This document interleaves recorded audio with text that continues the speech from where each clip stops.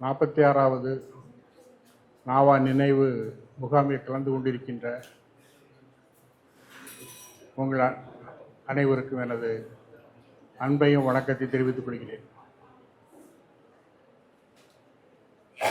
இந்த நிகழ்வின் நெறியாழ்கை செய்கின்ற அண்ணாச்சி செந்தி அவர்கள்தான் எனக்கு இந்த வழிக்கான வழிகாட்டியும் கூட. அண்ணாச்சி வந்து அதை டைட்டில் மட்டும் வாசிச்சுக்கிட்டு சீடனை பிடிச்சி விட்டுட்டு போயிட்டாங்க. இப்போ நான் பேசுகிற சப்ஜெக்டுக்கு இது வந்து தமிழகம் என்கின்ற இந்த தமிழ் குடி தோன்றிய காலம் தொட்டு இன்றைக்கு வரைக்கும் இருக்கின்ற ஒரு நிகழ்வினுடைய ஒட்டுமொத்தமான விஷயங்களில் இந்த பதிவுகள் எப்படி இருக்கின்றன என்பதை பற்றிய ஒரு பேச்சு தான். அதற்கு இந்த நேரம் தான் இவ்வளோ தூரம் காணுங்கிறது எனக்கு தெரியல. ஏன்னா நமக்கு வந்து இன்னைக்கு சூழல், இன்றைய சூழல்ல நாம் இதை பற்றி பேசுவதற்கான நிறைய ஆவணங்கள் இருக்கின்றன. குறிப்பாக சொல்ல போனால் கல்வெட்டுகள், செப்பேடுகள், இலக்கியங்கள், ஆராய்ச்சி செய்யப்பட்ட பல பல நுணுக்கமான ஆய்வு முடிவுகள், இவையெல்லாம் நமக்கு நிறைய இருக்கின்றன. ஆனால் நமக்கு ஏற்கனவே ஒரு சொல்லப்பட்ட ஜாதியம் பற்றிய, தமிழ் சாதி பற்றிய ஒரு புரிதல் நம்மகிட்ட இருக்கு. அந்த புரிதலை உருவாக்கியவர் யார்? அந்த புரிதல் எவ்வாறு நம்ம இருக்கின்றது? அதனுடைய காலம் என்ன? இப்போ நம்மகிட்ட சொல்லும்போது ஏறக்குறைய எல்லாரும் என்ன சொல்லுவாங்கன்னா, இது தமிழ் சமூகம் பிறக்கும் போதே உள்ள ஒரு வகையான ஒரு அமைப்பு. ஏறக்குறைய 2000 வருஷமாக இந்த நிகழ்வு நிகழ்ந்து கொண்டே இருக்கின்றது. இப்போ அப்படிப்பட்ட ஒரு வகையான ஒரு கருத்துகளும் நம்மிடம் நிறைய நிரம்பி இருக்கின்றன. தமிழ் சமூகம் வந்து ஒரு இந்திய சமூகம் மாதிரியான பொதுவாக பேசுகின்ற அந்த சமூகமா என்பதில் வந்து நமக்கு நிறைய கேள்விகள் இருக்கின்றது. இன்றைக்கும் சரி, அன்றைக்கும் சரி. மனுநீதி அப்படியே அங்கே பேசப்படுது. குப்த காலத்தில் நிகழ்ந்தது மாதிரியான சூழல்கள் தமிழ் சமூகத்தில் நிகழ்ந்ததா என்பதை பற்றி நாம் உரையாட வேண்டியிருக்கிறது. இதுக்கு எல்லாத்துக்கும் நம்ம வந்து ஆவணங்களையும் நம்மகிட்ட கல்வெட்டுகளும் செப்பேடுகளும் இதே மாதிரி விஷயங்கள் நம்ம நிறைய பேசுகிறோம். நான் அதுக்கு வந்து நான் எவ்வளோ தூரம் உங்களோடு பேச முடியும்னு எனக்கு இந்த டைம் சூழல் தெரியலை. ஏன்னா நிறைய விஷயங்கள் வந்து நமக்கு ஏற்கனவே சொல்லப்பட்டு மனதில் வந்து சில கருத்துகள் இருந்து கொண்டிருக்கின்றன. நம்ம ஏறக்குறைய சங்க காலத்திலிருந்து நம்ம ஆரம்பிக்கலாம். நம்முடைய வாழ்க்கை என்பது ஏன்னா திணைக்குடி வாழ்க்கைகள் தான். நம்ம வாழ்க்கை என்பது நிலம் சார்ந்த வாழ்க்கை தான். அந்த நிலம் சார்ந்த வாழ்க்கை மனிதனுக்கான ஒரு பண்பாட்டு வெளியே அவன் தொழில் சார்ந்தும் அவனுடைய வாழ்விடம் சார்ந்து உற்பத்தி பண்ணி கொடுக்கிறது. அந்த அந்த நிலம் சார்ந்த, அந்த வாழ்வில் சார்ந்த, அந்த பண்பாட்டு உருவாக்கத்தில் நிகழ்கின்ற ஒரு சமாச்சாரமாக தான் இந்த சாதிய சமூகங்களை பற்றி நாம் பார்க்க வேண்டியது இருக்கிறது. நம்முடைய சங்க கால நிலங்களை என்று நாம் எடுத்துக்கொண்டோம் என்றால் மலை, காடு, நிலம், துறைமுகப்பட்டினம் இப்படிதான் இருக்கிறது. இதில் வந்து திரிந்த இடங்களை நாம் பாலை என்றும் அந்த ஒரு வறட்சியான பகுதிகளை பற்றி பேசக்கூடிய இந்த சூழலுமாக தான் நம்முடைய சங்க காலம் தொட்டு வருகின்றது. அதிலிருந்து அதிகமாக நமக்கு தொழிற்குடிகள் இருந்தன. சங்க காலத்திற்கு முன்பு தொழிற்குடிகள் இருந்ததா என்றால் மிகவும் தொழில்நுட்ப வசதியும் பொறியாளர் தன்மையுடைய மக்கள் இருந்திருக்கிறார்கள் என்பது நம்முடைய கற்பதுகைகளும், அந்த கற்பதுகைகள் செதுக்கப்பட்டதும் கிடைக்கப்பட்ட இரும்பு கருவிகளும் நமக்கு நிரூபிக்கின்றன. நம்முடைய தொழிற்குடிகள் எவ்வளோ டெக்னாலஜியோடு இருந்தாங்க, எவ்வளோ அந்த கற்பதுகைகள் ஒரு கல்லினுடைய வெயிட்டை எப்படி தூக்கி இந்த கற்களை அடுக்கினார்கள் கற்பதுகைகளில்.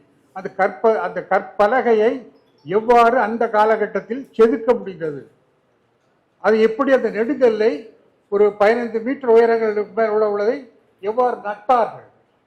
இப்போ இதை பற்றி நம்ம வந்து நமக்கு நம்முடைய தொழிற்குடிகளை பற்றி அப்போ இன்னைக்கு அந்த தொழிற்குடிகளை பற்றி பேசக்கூடிய நிலைக்கு நம்ம வந்து ஒரு புரிதலோடு அதை பார்க்க வேண்டியதாக இருக்கிறது. ஏறக்குறைய நம்ம வந்து சங்க இலக்கிய காலகட்டத்திலேயே பார்ப்பனர்கள் தமிழ் சமூகத்திற்குள் வந்து விட்டார். ஆனால்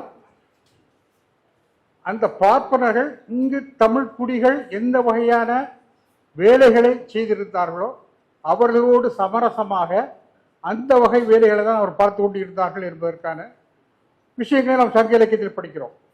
உதாரணமாக பாணர் மரபை ஒட்டி அவர்கள் புலவர் மரபில் இருந்தார்கள், வேதம் வேள்வி செய்கின்ற மரபில் இருந்தார்கள், யானையை பழக்கும் பாகர்களாக இருந்தார்கள். நம்ம இன்னைக்கு கூட பாப்பாடு தான் பாகரை நம்ம சொல்லிட்டு இருக்கிறோம். அதுமாதிரி சங்கு அறுப்பவராக இருந்தார், சங்கு பிடித்து இந்த வகையான ஒரு குடி தொழில் தான் அவர்களும் செய்து கொண்டிருந்தார்கள்.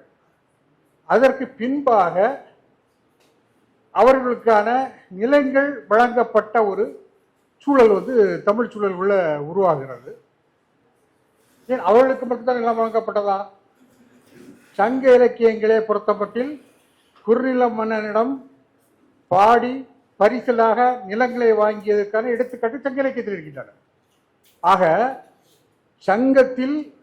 சங்க இலக்கியங்களில் குறுநில மன்னன் நிலதானம் வழங்குவது என்பது எல்லாருக்குமானதாக இருந்திருக்கிறது. இது ஒரு காலகட்டத்தில் சில குடிகளை நோக்கி நகர்கின்ற ஒரு சூழலாக பின்னாடி மாறுகிறது.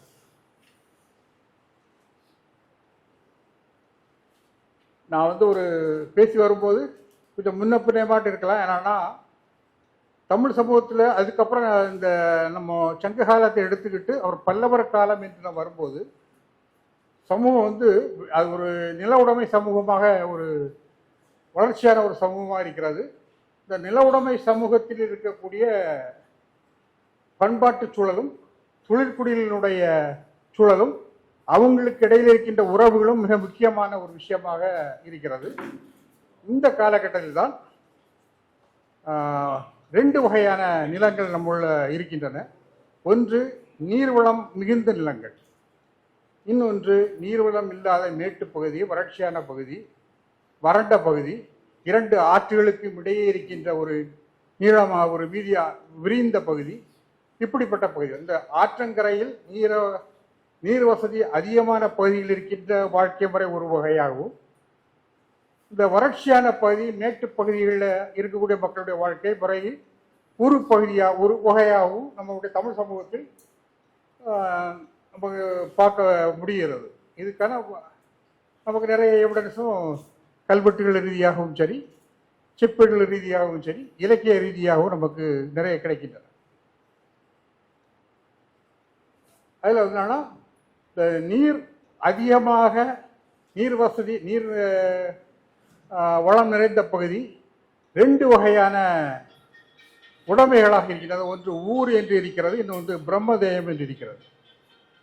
நாம் ஊர் என்ற பகுதி எப்படி இருப்பது என்பதற்கான ஆவணங்களையும் பல்லவர்கள் விஷயங்கள் சார்ந்தும், சோழர்கள் காலகட்டம் சார்ந்தும், பின்னர் விஜயநகரம் காலகட்டம் சார்ந்தும், பின்னர் ஐரோப்பியர்கள் காலகட்டம் சார்ந்தும் ஒரு நெடிய வகையாக இந்த ஊர் பிரம்மதேயம் இந்த இரண்டினுடைய விஷயங்கள் எப்படி இருக்கிறது என்பதை நாம் பார்த்தால்தான் இதனுடைய ஒட்டுமொத்தமாக இந்த ஜாதிய சமூகங்களுடைய டைட்டில் என்னது, வரலாற்று தடங்கள், அந்த தடங்கள் எப்படி இருக்கிறத நம்ம பார்க்க முடியும். ஏன்னா நமக்கு சொல்லப்பட்ட ஒரு வகையான வரலாறு இருந்துட்டு இருக்கு. இந்த வரலாற்று தடங்கள் எதை நமக்கு சொல்ல வருதுங்கிறது அதிலிருந்து தெரியும்னு நான் நினைக்கிறேன்.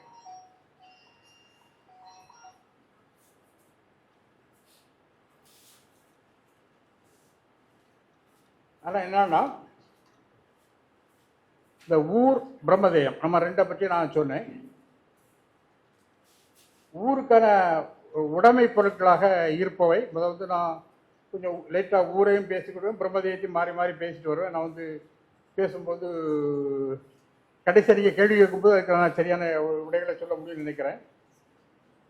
ஊருக்கான உடைமை பொருட்களாக அந்த இதில் கல்வெட்டுகள் அல்லாட்ட செப்பேடுகளில் குறிப்பிடக்கூடிய விஷயங்களாக எது இருக்கின்றது என்றால் ஊருக்கான உடைமைகள், பொதுவான உடைமைகளாக இருப்பவை குடியிருக்கை, சுடுகாடு அல்லது இடுகாடு, கோயில்கள், கோயில் வளாகங்கள், பல வகையான நிலங்கள், நீர்நிலைகள், அந்த நீரை கொண்டு போகின்ற நீர்வழிகள், காடுகள், இடுமரங்கள், படுமரங்கள். படுமரங்கள்னா தானாக முளைத்த மரங்கள், இடுமரங்கள்னா நட்டு வளர்த்த மரங்கள், போக்குவரத்து வழிகள்.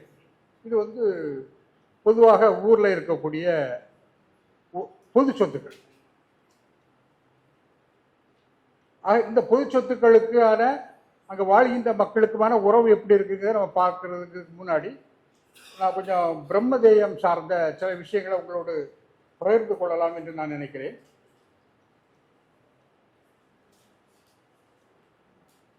பிரம்மதேயத்தை பொறுத்த மட்டும்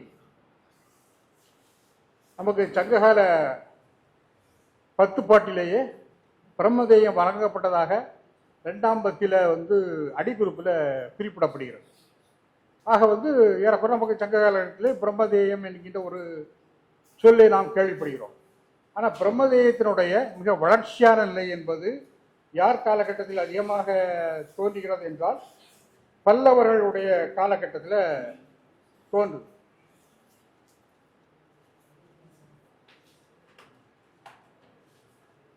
இப்போ இந்த பல்லவர்களுடைய காலகட்டம் தோன்றதுக்கு முன்னாடி நம்ம 2-3 விஷயங்களை அதுக்கு முன்னாடி புரிஞ்சுக்க வேண்டியிருக்கு. இந்த பிரம்மதேயத்துக்கு போவதுக்கு முன்னாடி நம்மகிட்ட குலம் கோத்திரம் உனக்கு தெரியுமான்னு கேட்பாங்க. வழக்கமாக கேட்குற ஒரு கேள்வி. குலம் என்னத்தை உன் கோத்திரம் என்ன அப்படின்னு கேட்பாங்க. எல்லா சடங்குகளிலும் இந்த ஹிந்து என்று எடுத்துக்கொண்டால் எல்லா சடங்குகளிலும் இந்த கோத்திரம் கேட்குற ஒரு சமாச்சாரம் உண்டு. எல்லா ஜாதிகள்கிட்டையும் அந்த கோத்திரம் கேட்பாங்க. கல்யாணம் ஆகட்டு ஐயர் வந்து அந்த பாத்தியார் என்பவர் திருமணம் நடத்தி அந்த கோத்திரம் என்னன்னு கேட்பாரு. கோத்திரம் தெரியாட்டாலும் பரவாயில்லன்றுவார். இதே மாதிரி இறப்பு சடங்குகள் நடக்கக்கூடிய இந்த சுடுகாட்டில் இடுகாட்டில் நடக்கக்கூடிய அந்த கடைசி 16ஆம் நாள் நடக்கக்கூடிய அந்த அடியந்திர சடங்குகள்லையும் உங்களுக்கு கோத்திரம் என்னான்னு கேட்பாங்க. நம்ம கோத்திரம் சொல்லாட்டாலும் பரவாயில்லம்மா. ஏன்னா நம்ம கோத்திரம் சொல்லாட்டா அதை காசியப்ப கோத்திரத்தில் சேர்த்து விட்டுருவாங்க. அவ்வளோதான். கோத்திரம் தெரிஞ்ச கோத்திரத்தில் வச்சுருக்காங்க. இல்லை காசியப்ப கோத்திரம், அது பொதுவாக எல்லாருக்குமான ஒரு கோத்திரம் காசியப்ப கோத்திரம். இப்படி கோத்திரத்தில் விடுவாங்க. இப்போது அப்போ நமக்கு கோத்திரம் என்பது என்னன்னா ஒரு குடும்ப வம்சாவளி. ஆரியர்களை பொறுத்தப்பட்டு அவங்க வந்து ரிஷி வம்சத்திலிருந்து வந்ததாக அந்த ரிஷியில் உள்ள குடும்பம் இருக்கு. இப்போ சொல்ல டிடி கோசாமி அவர் என்ன சொல்ல வர்றாருன்னா சப்ரிஷி மண்டலத்தினுடைய அதன் பேர்களில் தான் ஆரம்பத்தில் வந்தது. ஏன்னா அவங்க இந்த ரிஷி மண்டலத்தை வைத்து தான் குடும்ப கோத்திரத்தை எடுத்துக்கிட்டாங்கன்னு சொல்லுவாங்க. பின்னாடி வந்து ரிக்வேதத்தில் உள்ள முனிகளை வைத்து கோத்திரங்கள் வந்தன. இருக்கக்கூடிய ஒரு கோத்திரம் இருக்கு. அப்படி எல்லாருமே தன்னை கோத்திரத்தோடு அடையாளப்படுத்தக்கூடிய ஒரு விஷயம். அதுக்கு அடுத்தல சூத்திரங்கள். சூத்திரம்னா ரிக் ரிஷிகள். இந்த கோத்திரங்கிறது பிராமண சத்திரிய வைசியக்காரங்களுக்கு உரிமைப்பட்டது. சூத்திரர்களுக்கு அது கிடையாது. சூத்திரம் என்பது ரிஷிகளால் பிராமணர்களுக்கு விதிக்கப்பட்ட நியதிகள், அதிகமாக புரோகிதம் சார்ந்தது. இந்த சூத்திரம் வந்து அவங்களுக்கு ரொம்ப முக்கியமானது. பிராமணர்களை பொறுத்தவரைக்கும் மற்றவங்களுக்கு இந்த சூத்திரம் கிடையாது. ஆக இந்த கோத்திரமும் சூத்திரமும் இருக்கு. இப்போ வடபகுதியிலிருந்து பிராமணர்களை கொண்டு கொடியேற்றியதாக பல்லவர்களுடைய செப்பேடு நமக்கு கூறுது. உதயேந்திர செப்பேடு அது வழங்கியவன் நந்திவர்மன் 63 பிராமணர்களுக்கு நிலம் வழங்கிய ஒரு பிரம்மதேயம் வழங்கியத உள்ள செப்பேடு தான் உதயேந்திரன் செப்பேடு என்பது. அந்த செப்பேடில் அந்த பிராமணர்களை பற்றிய கோத்திரம், சூத்திரம், ஊர் பெயர் போன்ற பல விஷயங்களை தரப்பட்டு அதில் மட்டும் 15 கோத்திரங்காரன் வந்திருக்கான். அந்த 15 கோத்திரங்களும் 3 சூத்திரத்தை சேர்ந்தவர். 15 கோத்திரக்காரங்க மொத்தம் 63 பிராமணர்கள் இங்கே குடியேற்றப்பட்டிருக்கிறார்கள் ஒரு பிரம்மதேயத்தில். அவங்களுக்கு சூத்திரங்கள் 3 சூத்திரம். அந்த சூத்திரத்திலையும் அது அவங்களுடைய பேர்கள் இருக்கு இல்லையா, அந்த பேர்களில் சர்மாங்களுடைய பேர் ஜாஸ்தி. இன்னைக்கு நம்ம சர்மானா பிராமணன் தெரியும், வர்மானா அரசன் கூட நம்ம பேருக்கு. நம்ம நரசிம்மவர்மன், நந்திவர்மன் பேர் சொல்றோம் இல்லையா? அப்ப சர்மாவுடைய பேர் அது நிறைய பேர் அவ்வளவு பேருமே ஏறக்கூடிய சர்மா தான் இருக்கும். இப்போ இதோட நம்ம ஒரு கல்கியினுடைய ஒரு நாவல் சிவகாமி சபதம்னு ஒரு நாவல் உண்டு. அந்த நாவல்ல மயூர சர்மன் ஒரு கேரக்டர் வரும். நம்ம படிச்சிருப்போம்னு நினைக்கிறேன், நாவல் படித்தா ஞாபகத்தில் இருந்தா. ஆனால் ஆக்சுவலாக மயூர சர்மன் ஒரு கேரக்டர் வரலாற்றில் உள்ள ஒரு கேரக்டர் தான். இந்த மயூர சர்மனை அதில் பிராமண அப்படின்னு அதில் சொல்லப்படும். அவன் கடம்ப பழங்குடியினுடைய தலைவன். கடம்ப பழங்குடியினுடைய தலைவன் பிராமணன் இருக்க மாட்டான். ஆனால் அவன் தன்னுடைய பெயரை மயூர சர்மா என்று வைத்திருக்கிறான். இங்க நிலம் யாருக்கு வழங்கப்பட்டிருக்கிறது? சர்மாக்களுக்கு வழங்கப்பட்டிருக்கிறது. ஒரு பழங்குடி தலைவன் தன்னுடைய பெயரை சர்மா என்று வைத்திருக்கிறார். இப்ப நம்ம இதுல ஒரு விஷயத்தை நம்ம புரிஞ்சுக்க வேண்டியிருக்கு. இதுக்கு அடுத்தால உதயச்சந்திரமங்கலம் எங்களுடைய இடத்துக்கான ஒரு செப்பேடு. அந்த செப்பேடு 2ஆம் நந்திவர்மன் வழங்கக்கூடியதுதான். 108 பிராமணர்களுக்கு நிலம் வழங்கப்படுகிறது. அவங்க 20 கோத்திரத்தை சேர்ந்தவங்க, 5 சூத்திரம். அந்த 108 பிராமணர்களும் 20 கோத்திரத்தை சேர்ந்தவங்க, 5 சூத்திரத்தில் உள்ளவங்க. அதுலேயும் அதிகமாக சர்மா பேர் தான் இருக்கு. அதுக்கு அடுத்தால கண்டாந்தோட்டம் செப்பேடு ஒரு செப்பேடு. இந்த செப்பேடு நந்திவர்ம வழங்கின செப்பேடு. இதில் 308 பிராமணர்களுக்கு நிலம் வழங்கப்பட்டிருக்கு. இங்க சர்மா பேர் 1 2 பேர் தான் இருக்கு. இப்போ இதில் சதுர்வேதி கூட பேர் வந்துருக்கு. இப்போ இந்த சூத்திரங்கள் நம்ம 20 சூத்திரம் 15 கோத்திரம்னு பார்த்தோம். அதில் அவ்வளோ சர்மா பேராட்டு பழைய இது இருந்தது. இப்போ சதுர்வேதினு கூட ஒரு பேர் வருது. ஆக இந்த கோத்திரங்கள் மாறுது, சூத்திரம் கூடுது, கோத்திரம் கூடுது, பேர் மாறுது. இப்போ சர்மாங்கக்கூடிய ஒரு இணைப்பு சொல். சர்மானா ஒரு பேரை சொல்லி கணபதி சர்மா இப்படி இருக்கும். இப்போ சர்மாங்குடைய பேர் மாதிரி கணபதி சதுர்வேதி, கணபதி திரிவேதி இப்படி கூட பேர் வருது. அப்போ சர்மாலிருந்து திரிவேதிக்குடைய வேரியேஷன் ஏன் வருது? ஏன் அவங்களுக்காக நிலம் வழங்கப்படுகிறது? அதுக்காக நம்மகிட்ட இன்னைக்கு பார்க்கத்தக்கன ஆவணங்கள் எதுவும் இல்லை. ஏன் வந்திருக்குங்களுடைய ஒரு கேள்விகள் நம்ம மனதில் எழும்புது. இதுக்கப்புறம் ராஜேந்திர சோழன் முதல் ராஜேந்திர சோழனுடைய கரந்த செப்பேடு. இது 1020 வெளியிடப்படக்கூடிய செப்பேடு.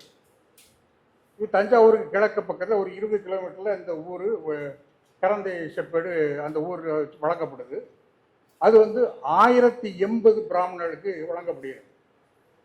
அந்த 1080 பிராமணர்களுக்கு வழங்கப்படுகிற அந்த பிரம்மதேயம் 54 பழைய வேளாண்மை ஊர்களாக அவற்றை இணைச்சி, வேளாண்மை ஊர்கள்னா ஊர், வேளாணுடைய ஊர், அந்த 54 ஊரை இணைச்சி இவங்களுக்கு வழங்கப்படுகிறது. யாருக்கு? இந்த 1080 பிராமணர்கள். இதுல அதிகமாக இருக்கக்கூடிய பேர் பட்டனுக்குடைய பேர். இப்ப இதுல இந்த பட்டனுக்குடைய பேர் இருக்கு.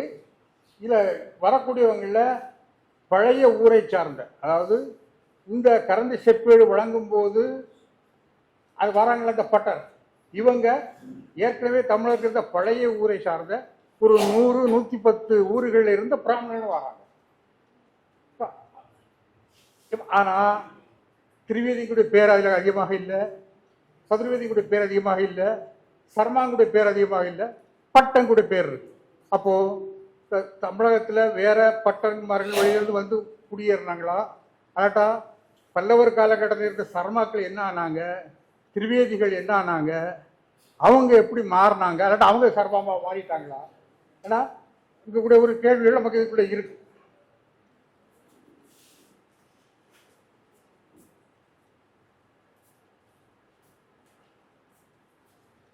இப்போ இந்த கரந்தை செப்பேட்டில் வரக்கூடியவங்க 15 சூத்திரத்தை சேர்த்தவங்க, 75 கோத்திரத்தை சேர்த்தவங்க. அங்க ஒரு செப்பேட்டில் ஒரு 15 கோத்திரம், இன்னொரு செப்பேட்டில் ஒரு 20 கோத்திரம், ஒரு செப்பேட்டில் ஒரு 3 சூத்திரம், இன்னொரு செப்பேட்டில் ஒரு 5 சூத்திரம். இப்போ இங்க கரந்தை செப்பேட்டில் 75 கோத்திரம் 15 சூத்திரம். இந்த 75 கோத்திரத்துல ஒரு கோத்திரம் கூடிய அந்த பழைய கோத்திரத்தை சேர்ந்தவங்க கிடையாது. ஏற்கனவே பல்லவர் காலகட்டத்தில் உள்ள கோத்திரம் இருக்கு இல்லையா, அதில் இருந்து எந்த கோத்திரமும் இல்லை. இது அவ்வளோ புதிய கோத்திரங்கள். சூத்திரங்கள் அதில் உள்ள 1-2 சூத்திரங்கள் இருக்கு. ஆனால் இவங்க இந்த பழைய பிராமண ஊர்ல இருந்து 110 115 குடியிருப்புல இருந்து இங்கே வந்ததாட்டு பேசப்படுது. அதுமாதிரி இந்த இன்னொரு செப்பேடு. இது முதல் ராஜேந்திரனுடைய 2 மகன்கள் உருவாக்கிய ஒரு பிரம்மதேயத்தை பற்றிய உள்ள விஷயம். இது ராஜேந்திர சதுர்வேதி மங்கலம்னு அதுக்கு பேரு. 600 பிராமண குடும்பங்களுக்கு மயிலாடுதுறை அருகில் வழங்கப்படுது.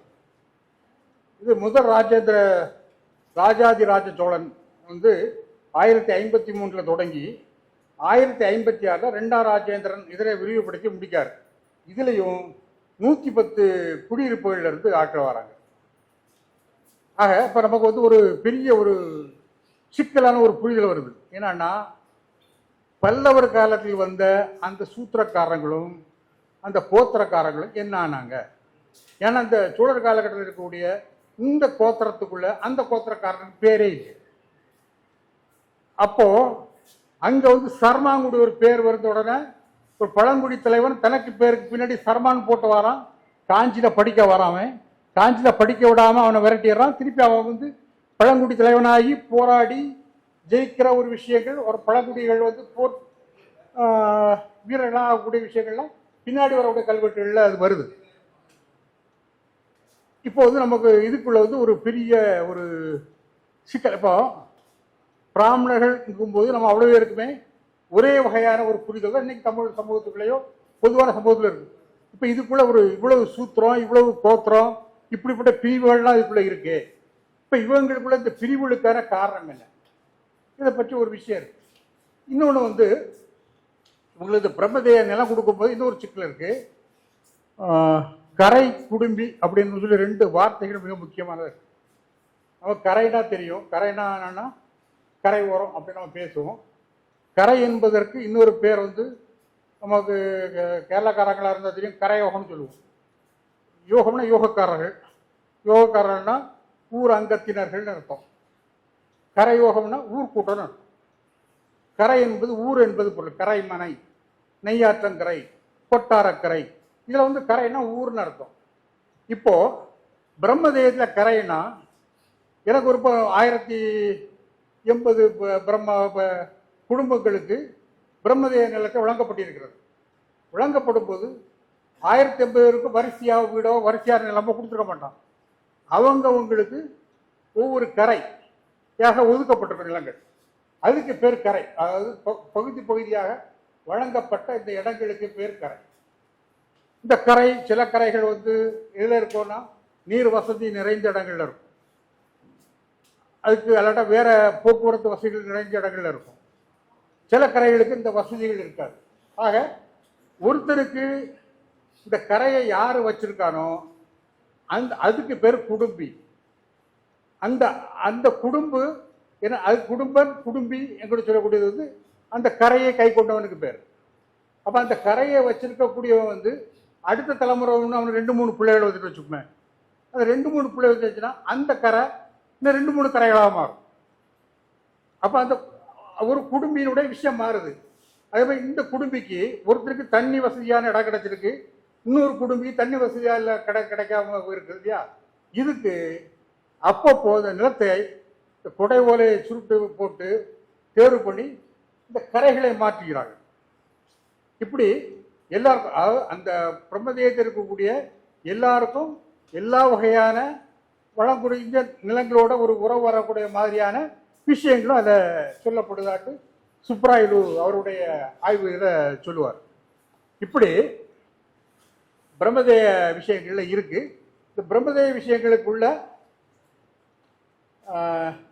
அவங்களுக்கு லேண்டுகளுக்குள்ள நீங்க எடுத்துக்கோன்னா உபநயம் பண்ணதற்கு உபநய மங்கலம்னு பிரம்மதேயம் வழங்கப்பட்டது பாண்டிய நாட்டில். நான் பேசுறது பல்லவர்கள் சோழர்கள் பற்றி பேசினேன். இப்போ பாண்டிய நாட்டில் உபநய மங்கலம் அதுக்கு பேரே பிரம்மதேயம் இருக்கு. பாண்டிய நாட்டில் இப்போ நம்ம இப்போ நாடுகள் நாடு இந்தியா நாடு தமிழ்நாடு அப்படின்னு நினைச்சுக்க வேண்டாம். நாடு என்பது ஒரு தாலுக்கு, நம்ம இன்னைக்கு தாலுகா புரியுறோம் இல்லையா, அது நாடு. இதுக்கு அடுத்தால வளநாடுன்னு சொல்லியாச்சுன்னா டிவிஷன், மண்டலம் சொல்லியாச்சுன்னா அது என்னன்னா டிவிஷனுக்கு மேலே இருக்கக்கூடிய ஒரு டிஸ்ட்ரிக்ட். அப்புறம் வந்து அரசு, அரசு நிலம். இப்படி தான் நம்ம டிவைட் பண்ண. நாடுகள் நாடுகள் சொல்லும்போது இன்னைக்குள்ள பொருள் அந்த நாடுகளுடைய பொருளை நம்ம எடுக்க வேண்டாம். ஆக பாண்டிய நாட்டில் இருந்த 129 நாடுகளில் 63 நாடுகளில் பிரம்மதேயமே இல்லை. ஏன் 63 நாடுகளில் பிரம்மதேயம் இல்லைன்னா, இந்த பாண்டி நாட்டினுடைய எப்படி இருக்குன்னா, இங்கே என்ன ஆறுலாம் ஓடுது? தாமிரபரணி ஓடுது திருநெல்வேலியில், மதுரையில் வைகை ஓடுது, வைப்பார் ஓடுது, சுருளியார் ஓடுது, இந்த மாதிரி ஆறுகள் ஓடுது இல்லையா. இந்த ஆற்றங்கரைகள் மட்டும்தான் பிரம்மதேயமும் ஊர்வகை நிலங்களும் இருக்கும். இந்த வறண்ட பகுதிகள் எது இருக்காது, பிரம்மதேயமும் கிடையாது, ஊர்வகை நிலங்களும் கிடையாது. இந்த பிரம்மதேயமும் ஊர்வகை நிலங்களும் இருக்கக்கூடிய நீர்வளமற்ற பகுதிகளில் தான் சமூகங்கள் வந்து விவசாயம் செய்யும். இந்த விவசாயம் செய்யும் போது ஒரு படிநிலை அதுக்குள்ள இருக்கு. ஊர் சமூகத்துக்கு, இப்போ பிரம்மதேய சமூகத்துக்குள்ள லேண்டை கரையா ஒதுக்கி கொடுத்ததால தனி உடைமை அங்கே இருக்கு. ஆனால் ஊர் வகைகளில் ஆரம்ப காலகட்டத்தில் தனி உடைமை கிடையாது. ஊரார் இருக்கக்கூடிய பொதுவாக அந்த நிலம் அந்த சமூக உடைமையாக தான் இருக்கும். இங்கே பிரம்மதேய நிலங்களில் அவங்க விவசாயம் பண்ண மாட்டாங்க. விவசாயம் பண்ணுவதற்கு வேளாண் குடிகள் இருக்கும், குடிமக்கள் இருப்பாங்க. ஆக இங்கே வந்து ரெண்டு ஒரு படிநிலை என்னன்னா, உடைமையாளர் ஒருவன், அந்த உடைமை போய் வேலை செய்யக்கூடிய உடனே கூட ரெண்டு படிநிலை இங்கே இருக்கு. ஆனால் வேளாண் குடிகளில் படிநிலை சமூகம் கிடையாது. இதுதான் தமிழ் சமூகத்தில் இருக்கக்கூடியது. எல்லாம் வறண்ட பகுதி இருக்கு இல்லையா, வறண்ட பகுதியில் நில வாழ்க்கை இல்லாதனால இந்த வகையான நீர் உள்ள நிலம் இல்லை. இந்த நீர் இருக்குல்ல, நீர் ஆதாரங்களாகவே அரசு கையில் இருக்கும். பிரம்மதேயத்தில் பிரம்மதேய கையில் இருக்கும், ஊரான் வகையில் அரசு கையில் இருக்கும். அரசு கையில் இருந்து அதிகாரம் செலுத்தும். இந்த வெள்ளாண் ஊர்களை நிலைகளை அது அரசு கையகப்படுத்தி அது நீர்நிலைகளோட நீர் பாசனத்தை எப்படி பண்ணணும் வைக்கணும் கூடிய கையகப்படுத்தி அது செயல்படுத்தும். இங்கே இவங்களுடைய இதே நீர்நிலைகளுடைய பராமரிப்பு இருக்கும். சில இடங்களில் சிக்கல் வரும்போது அரசு தலைவர்கள் தலையிட்டு அதை சரி பண்ணுவாங்க. பிரம்மதேயத்துக்குள்ள நீர் பங்கீட்டு முறைகள். அந்த வறண்ட பூமிகள் இருக்கு இல்லையா, அங்கே பிற கம்யூனிட்டிகள் வாழ்வாங்க. அங்கேயும் வேளாண் குடிகள் இருப்பாங்க, மற்ற மக்கள் இருப்பாங்க. நம்ம ஜாதி ரீதியாக பேசிட்டோம்னா தேவர்கள் இருப்பாங்க, பறைகள் இருப்பாங்க, விழாளர்கள் இருப்பாங்க. இந்த வகையான சமூக அடுக்கு அங்கே கிடையாது, ஏற்றத்தாழ்வு அங்கே கிடையாது. காரணம் என்னன்னா, அங்கே வந்து அந்த லேண்டு நீர்வளம் இந்த லேண்டு கிடையாது. அவன் தன்னுடைய உணவு உற்பத்திக்கும் இதுக்கும் இந்த லேண்டை சாராத, லேண்டு இருந்தாலும் எல்லாரும் சேர்ந்து வேலை செய்தாதான் பயன் கிடைக்குங்கிற மாதிரி ஒரு அமைப்பு அங்கே இருக்கு. இங்கே அந்த அமைப்பு இல்லை. ஸோ இங்கே வந்து இந்த வகையான ஒரு அடுக்குமுறை இந்த சமூகத்துக்குள்ள ஃபார்ம் ஆகியிருக்கு. இது வந்து ஒரு நான் பொதுவாக சொன்ன ஒரு விஷயம்.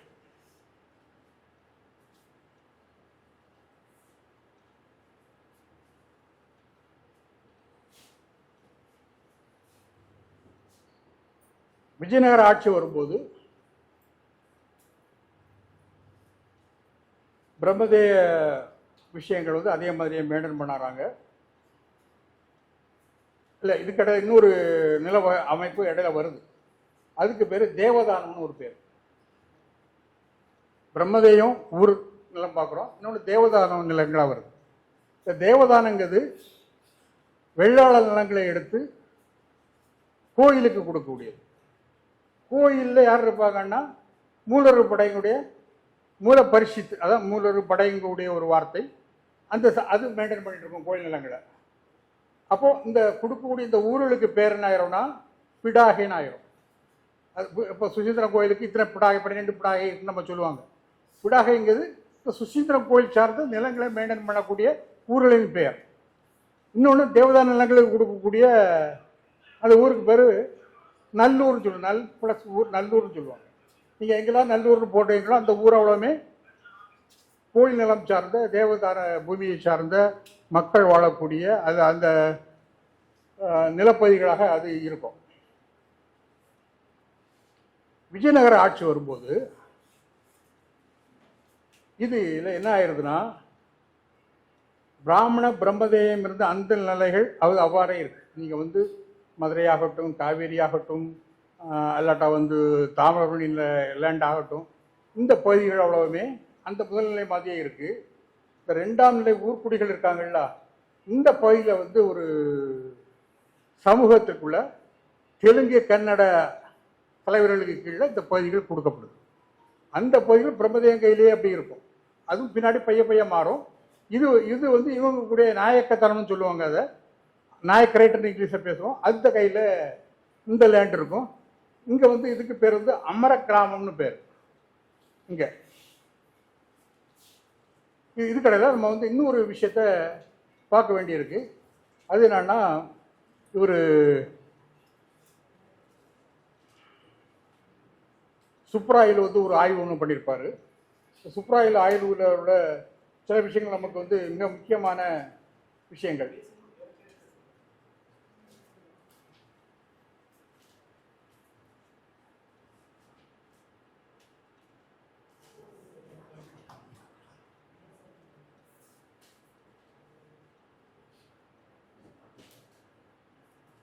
சுப்ராயில் என்னென்ன எதை பண்ணியிருப்பார்னா, தஞ்சாவூர் கோயில் இருக்கு இல்லையா, தஞ்சாவூர் கோயிலுக்கு தேவதான நிலங்களாக வழங்கப்பட்ட ஒரு 40 ஊர் அதில் தஞ்சாவூர் கல்வெட்டில் இருக்கு. இதே மாதிரி கங்ககுண்டை சோழபுரத்தில் இருக்கக்கூடிய ஒரு 7 ஊர். அந்த ஒரு 40 ஊரில் ஒரு 33 ஊரும், இந்த பகுதியில் விட ஒரு 7 ஊரையும் அவர் எடுத்து பார்ப்பார். யார் நம்ம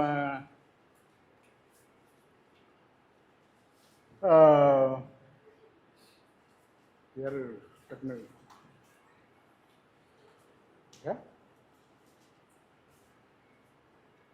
சுப்ராயில். இந்த சுப்ராயிலுடைய ஆய்வு வந்து ரொம்ப மிக முக்கியமான ஒரு ஆய்வு. சுப்ராயில் என்ன பார்க்குறாருன்னா, சமூக மக்களுடைய வாழ்க்கை அது விஷயங்கள்லாம் எதில் இருக்குன்னா, லேண்ட் இருக்கு, ஊரார் லேண்ட். இப்போ நான் வந்து பிரம்மதேயத்தை விட்டுட்டு இப்போ ஊர் கூட வேளாண் ஊருடைய பற்றி உள்ள விஷயத்தை பேசுகிறேன். இந்த ஊரில் ப்ரொடக்ஷன் கொடுக்கக்கூடிய விவசாய நிலங்கள் இருக்கும். அதுகளுக்கு டேக்ஸ் உண்டு, இறை உண்டு. எதுக்கு டேக்ஸ் கிடையாது? இறையியல் நிலங்கள் இருக்கும். இந்த இறையியல் நிலங்களாட்டு எதெல்லாம் இருக்குன்னா, ஊர் நத்தம், ஊர் இருக்கை, குடியிருக்கை, பரசேரி, கம்மாஞ்சேரி, ஈழசேரி, தலைவாய்சேரி, தீண்டாசேரி, களிசேரி, வண்ணாசேரி, குளம், கரை, கால்வாய், கோயில், சுடுகாடு, ஊர்க்களம், கொட்டக்களம், கொட்டக்காரம். கொட்டக்காரம்னா என்ன, நம்ம இதில் சாக்கக்கூடிய அதுக்கு என்ன சொல்லுவோம், குடம், குட்டி வைக்கக்கூடிய காரம். காரங்கிறது அக்ரஹாரம் சொல்லுங்க. அகரம் ப்ளஸ் காரம் அக்ரஹாரம். இது கொட்டகாரம். கொட்டகாரம் வந்து குட்டி வைக்கிற ஒரு மனைப்பகுதி கொட்டகாரம். இதுகள் வந்து இதுகளுக்கு எது கிடையாது, இறை கிடையாது, இறையிலி கிடையாது. அப்போ அவர் வந்து தஞ்சாவூரில் இந்த 33 ஊரில் எடுத்து அனலைஸ் பண்ணுறாரு. யார்? நம்ம சுப்ராயில், சுப்ராயில். அவர் அனலைஸ் பண்ணும்போது இந்த 33 ஊர்களில் 19 ஊர்களில் பரசேரி இருக்கு.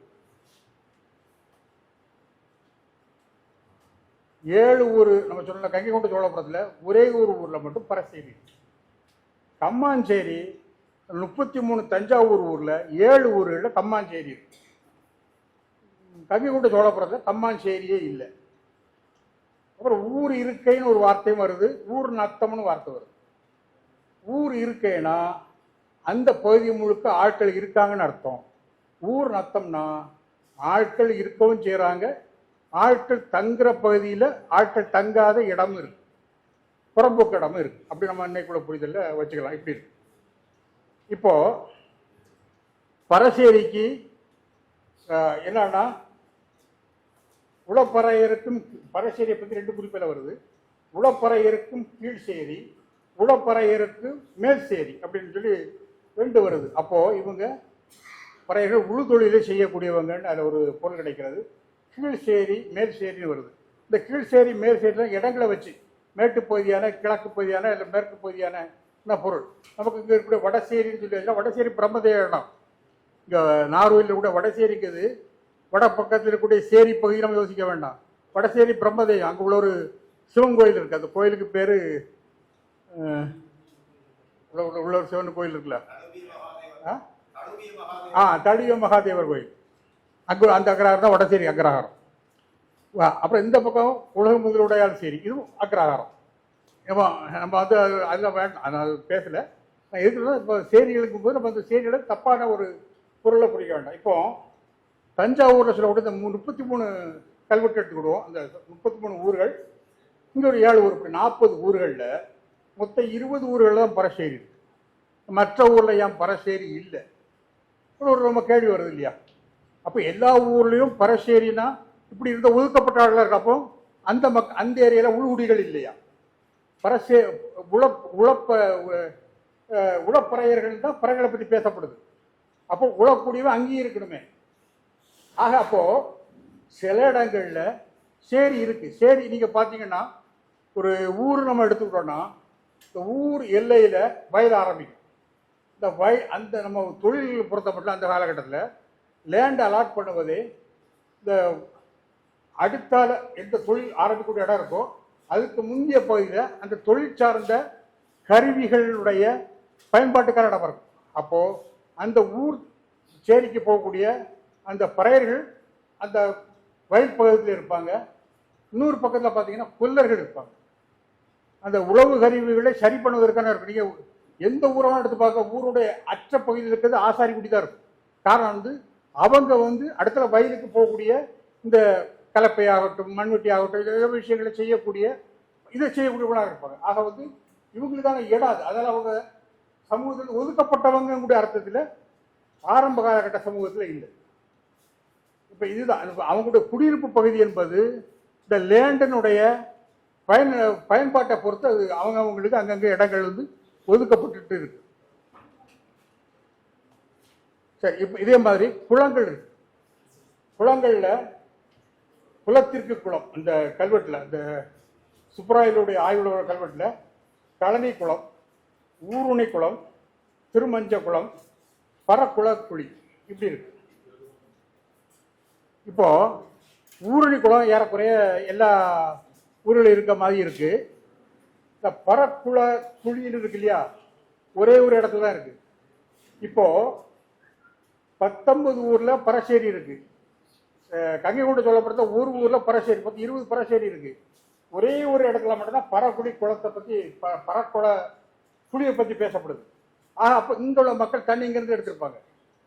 இன்னொரு கல்வெட்டுல ஊருணியே வெட்டி கொடுத்தவனுக்கு அந்த ஊருணியின் கீழே அவனுக்கு லேண்டும் கொடுத்து அவனுக்கான இடம் கொடுத்த ஒரு கல்வெட்டு இருக்கு. ஆக ஊருணியை ஒருத்த வெட்டி கொடுக்கும். அப்ப ஊருணியை பயன்படுத்துவதற்கு தண்ணியை பயன்படுத்துவதற்கு எல்லாத்துக்குமான அதிகாரம். இன்னொரு கல்வெட்டை பார்த்தாச்சுன்னா கோயிலுக்கு நிலம் வழங்கப்படுது. கோயிலுக்கு நிலம் வழங்கப்படும் போது கொஞ்சம் மேட்டு நிலமா இருக்கிறதுனால நீர் வசதி அந்த குளத்துக்கு போக முடியாது. அப்ப நீர் வசதி போக முடியாதனால அந்த குளத்துக்கு இருக்கக்கூடிய ஆட்கள் என்ன செய்யறாங்கன்னா இன்னொரு இடத்துல இருந்து நீர் கால்வாயே அந்த குளத்துக்கு போகுது அந்த வயலுக்கு போறது மாதிரியான வெட்டி தான். வெட்டோன்னு ஒரு பெரிய தகராறு வந்துடும். தகராறு வந்த உடனே இதை கொண்டு போய் சொல்றாங்க. சொன்ன உடனே மேல அதிகாரி வந்து நீ அப்படி தண்ணியை இங்கிருந்து எடுக்கக்கூடாதுன்னு சொல்லிட்டு அப்புறம் ஒரு செட்டில்மெண்ட் வந்து அவனுக்கு வேற வழியை தண்ணி கொடுத்தான்.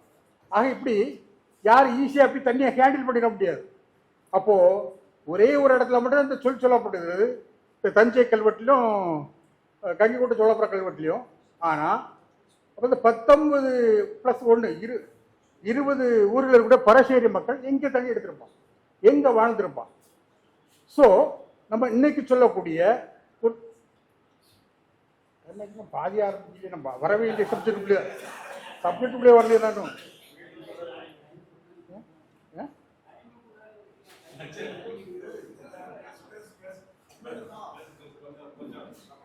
சரி, இப்போ நம்ம வந்து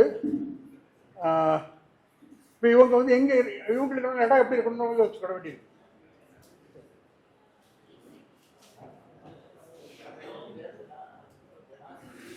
நம்ம அங்கே அடுத்த கல்வெட்டுகளை பொறுத்த மட்டும் கல்வெட்டுகளில் வந்து ஒரு இது வரும்.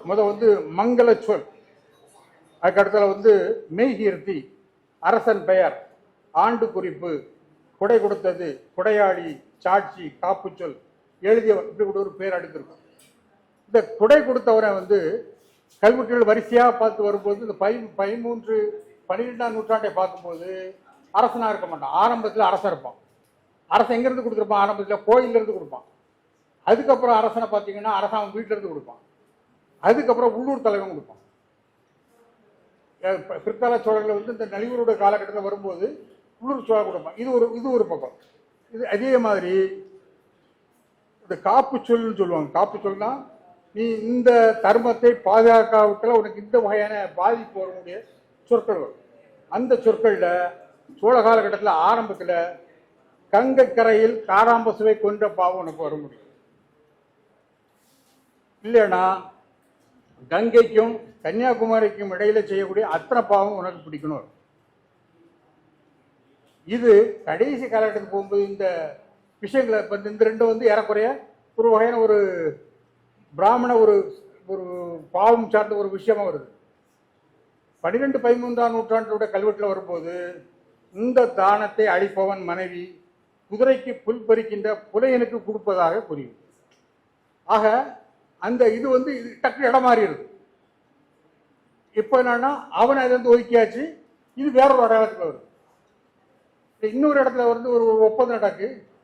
இந்த ஒப்பந்தத்தை ஒரு பிராமணன் மீறினால் அவன் கண்கள் பிடுங்கப்பட்டு மூக்கு அறிய வேண்டும், அவன் பன்றியாக கருதப்பட வேண்டும், படை வீரர்களால் அவன் கொல்லப்பட வேண்டும். இந்த ஒப்பந்தத்தை மீறிய ஒருவன் இறந்தால் அவனது உடல் பன்றி, நாய்கள் உடல் போன்று கருத வேண்டும். இது வந்து ரத்னகிரி உள்ள கல்வெட்டில் பேசப்படும். ஆக சமூகத்தில் எப்படி இருந்த ஒரு சமூகத்தை பற்றி ஒரு 12-13ஆம் நூற்றாண்டில் இந்த வகையான சாபச்சொல்கள் பயிரிடக்கூடிய இந்த இடத்துல இதே மாதிரியான ஒரு ஆடசாலை அது விஷயங்கள் இருக்கும்போது அப்போ அவங்களுக்கான இடம் எப்படி அதுக்குள்ள சிதறி இருக்குங்கிறது நமக்கு அதில் வந்து புரிய வருது.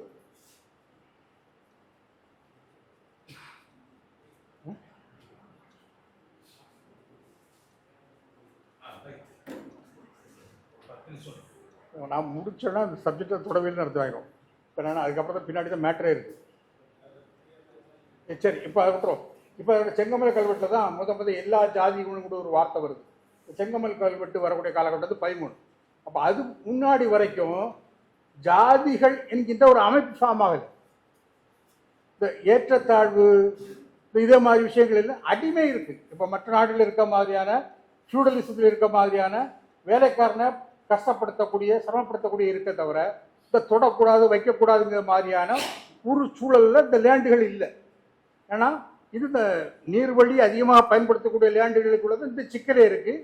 வறட்சி நிலங்கள் இந்த விஷயமே இல்லை.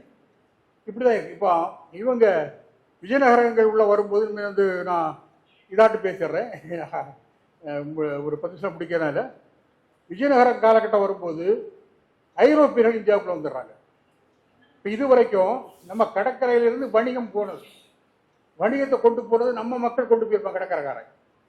அங்கேருந்து பெருசாக வியாபாரிகள் வந்து வாங்கிட்டு போயிருக்கலாம். இவங்க வரும்போது வணிக பொருட்கள் உற்பத்தி பண்ண வேண்டிய சூழல் வருது. விஜயநகரம் நாயக்கர் காலம் வரும்போது எல்லா இடத்துலையும் குறுநில தலைவர்கள் வளர்ந்துடுறாங்க. இந்த காலகட்டத்தை ஒட்டி மலைப்பகுதியில் இருந்த சுருதிமான், பள்ளியங்குட வன்னியர்கள், இவங்க இந்த மாதிரி பழங்குடிகள் நாட்டார்களாக மாறிடுறாங்க. இதெல்லாம் வந்து நாம் நிறைய பேசலாம், அந்த டைமில் தான் சாப்பிட்டு இவங்கெல்லாம் வந்து நாட்டாராக மாறி அவங்க வந்து பன்னாட்டார். இப்போ எப்படி ஊரார் வந்து நாட்டாராக மாறி இருக்காங்களோ அதே மாதிரி இவங்க நாட்டாராக மாறிடுறாங்க. இப்படிப்பட்ட ஜாதி அமைப்புகள்லாம் அங்கே வர ஆரம்பிக்கும் போது இந்த இலங்கை வலங்கை அடுக்குக்குள்ளே இவங்க வந்து நுழைச்சிடுறாங்க. அப்போ விஜயநகர காலகட்டம் வரும்போது வணிகம் வருவதால் வணிகம் வருது, இந்த மாதிரி நாட்டார் சிக்கல் இருக்கு, எங்கே பார்த்தாலும் சின்ன சின்ன போர் நடந்துக்கிட்டே இருக்கு.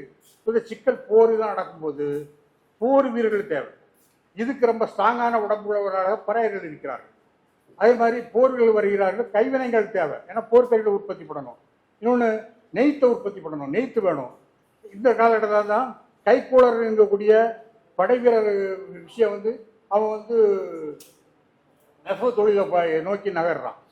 பறையர்கள் வந்து நெசவு தொழில் செய்யறாங்க. இப்படி வணிகம் சார்ந்த தொழில்கள்லாம் இந்த காலகட்டத்தில் உற்பத்தி ஆகி இந்த பிராமணிய தலைவர்கள் இதுக்குள்ள ஒரு பெரிய ஒரு அசை வருது. அசைவு சிக்கல்